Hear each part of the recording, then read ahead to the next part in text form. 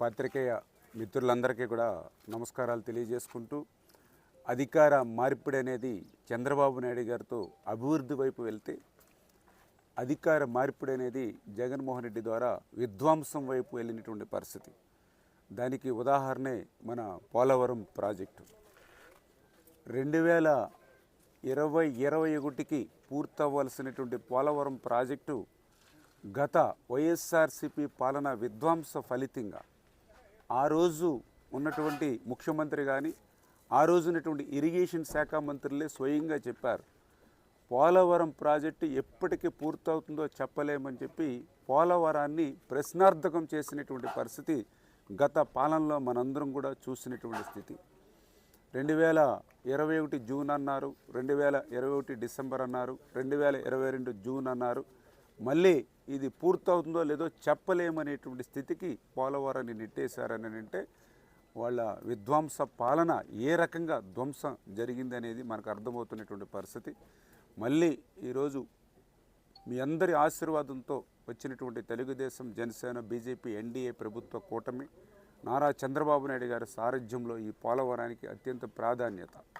ఎందుకంటే ఆ రోజు 14-19లో 72% పోలవరాన్ని పూర్తి చేసినటువంటి ముఖ్యమంత్రి చంద్రబాబు నాయుడు గారు మళ్ళీ ఈరోజు అధికారంలోకి వచ్చిన తర్వాత ఆయన ప్రమాణ స్వీకారం చేసినటువంటి తర్వాత మొదటి వారంలోనే మొదటి క్షేత్ర పర్యటన పోలవరం తీసుకున్నారని అంటే దీని మీద ఆయనకున్నటువంటి ప్రాధాన్యత, ప్రత్యేకత ఏంటనేది మనందరికీ కూడా అర్థమవుతున్నటువంటి పరిస్థితి.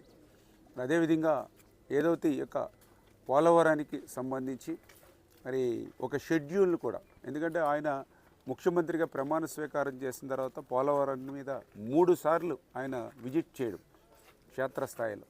మొదటిసారి పోలవరం ప్రాజెక్టు ఇక్కడ ఏ రకంగా విధ్వంసం అయిందో స్వయంగా ఆయనే గమనించడం జరిగింది. రెండవసారి వచ్చినప్పుడు ఒక షెడ్యూల్ని కూడా ఆయనే చాలా క్లియర్గా అనౌన్స్మెంట్ కూడా చేయడం చేసినటువంటి పరిస్థితి. మూడవసారి విజిట్ చేసినప్పుడు ఆ యొక్క షెడ్యూల్ ప్రకారం పనులన్నీ కూడా జరుగుతున్నాయా లేదని క్షేత్రస్థాయిలో పర్యటన చేసి ఇక్కడే రివ్యూస్ చేసి ఆ అధికారులకి, ఆ ఏజెన్సీలకి కూడా సూచనలు ఇచ్చినటువంటి పరిస్థితి కూడా మీ అందరికీ కూడా తెలుస్తున్నటువంటి విషయం. మరి ఇప్పుడు కూడా ఏదైతే ఈ యొక్క international panel experts, CWC, PPA, అఫ్రీ, అదేవిధంగా మన అధికారులు అందరూ కూడా ఒక 5 రోజులు నిన్న 4వ తేదీ నుంచి 8వ తేదీ వరకు కూడా ఈ పోలవరం ప్రాజెక్ట్ యొక్క ప్రోగ్రెస్, అదేవిధంగా పోలవరం ప్రాజెక్టు నిర్మాణంలో ఇంకా ఏవైతే డిజైన్స్ ఏవైతే ఉన్నాయో అవన్నీ కూడా అప్రూవల్ ఇచ్చేటువంటి విషయంలో కానీ అందులో కూడా పర్టికులర్గా గత 2 రోజుల నుంచి రాబోయే 3 రోజుల్లో కూడా ఇంకా డిజైన్స్ ఏవైతే పోలవరం ప్రాజెక్టుకి బ్యాలెన్స్ ఉన్నాయో వాటన్నిటి మీద కూడా నిర్ణయాలు తీసుకునేటువంటి అవకాశం ఉంది. అందులో పర్టికులర్గా ఇప్పుడు మనం చూస్తున్నాం ఏదైతే బట్రస్ డ్యామ్ అంటే ఎగువ కాపర్ డ్యాము మరి సీపేజ్ అవుతున్నటువంటి పరిస్థితుల్లో దాన్ని స్ట్రెంగ్తెన్ చేయడానికి బట్రస్ డ్యామ్ పనులు ఏవైతే జరుగుతున్నాయో వాటిని కూడా ఈ బృందం మరి చూడడం జరిగింది. పనుల పట్ల కూడా సంతృప్తి కూడా వ్యక్తం చేయడం జరిగింది. ఈ మే లేదా జూన్ ఫస్ట్ వీక్ కల్లా ఆ బట్రస్ డ్యామ్ని పూర్తి చేసేటువంటి విధంగా కూడా మరి నిర్ణయం తీసుకోవడం కానీ, అదేవిధంగా ఏదైతే గ్యాప్ 1 మన షెడ్యూల్ ప్రకారం అది ఏప్రిల్లో ప్రారంభించుకుని రేపు 2026 ఫిబ్రవరి కల్లా గ్యాప్ 1కి సంబంధించినటువంటి ఈసీఆర్ఎఫ్ డ్యామ్ను పూర్తి చేయాలని ఏదైతే లక్ష్యం పెట్టుకున్నామో ఆ యొక్క గ్యాప్ 1కి సంబంధించి ఎవిట్మెంట్ డిజైను, అదేవిధంగా ఆ గ్యాప్ 1 మెయిన్ డ్యామ్ డిజైన్స్ను కూడా మరి ఈ 4-5 రోజుల్లో ఈ యొక్క బృందం ఎవరైతే ఎక్స్పర్ట్స్ కమిటీ ఎవరైతే ఉన్నారో వాళ్ళు క్లియర్ చేసి ఇచ్చేటువంటి పరిస్థితి ఉంది. అదేవిధంగా గ్యాప్ 2కి సంబంధించి ఈసీఆర్ఎఫ్ డ్యామ్ కూడా 2025 నవంబర్లో ప్రారంభించి 2027 డిసెంబర్కి గ్యాప్ 2 ఈసీఆర్ఎఫ్ డ్యామ్ కూడా పూర్తి చేయాలని, దానికి సంబంధించి ఇంకా డిజైన్స్ని ఫైనలైజ్ చేయవలసిన అవసరం ఉంది.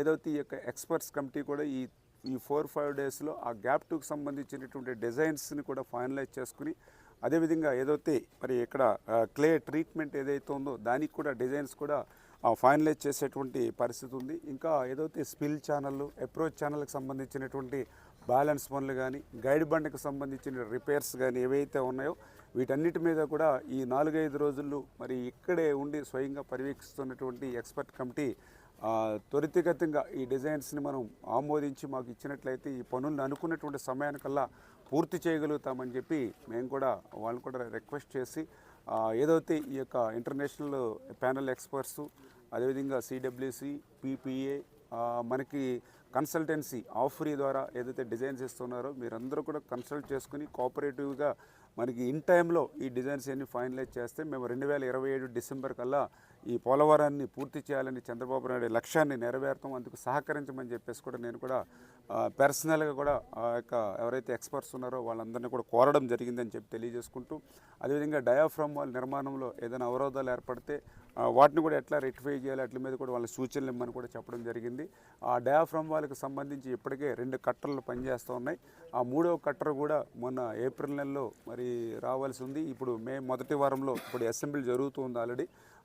మే 10వ తారీఖు కల్లా ఆ 3వ కట్టర్ కూడా డయాఫ్రమ్ వాల్ పనులు మొదలు పెడతాం.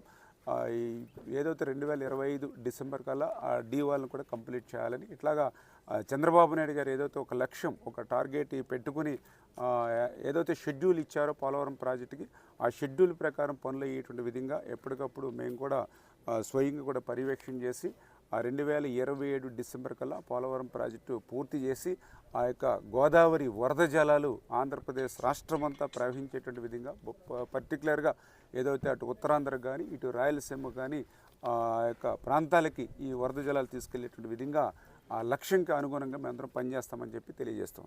సార్ చిన్న అబ్లిగేషన్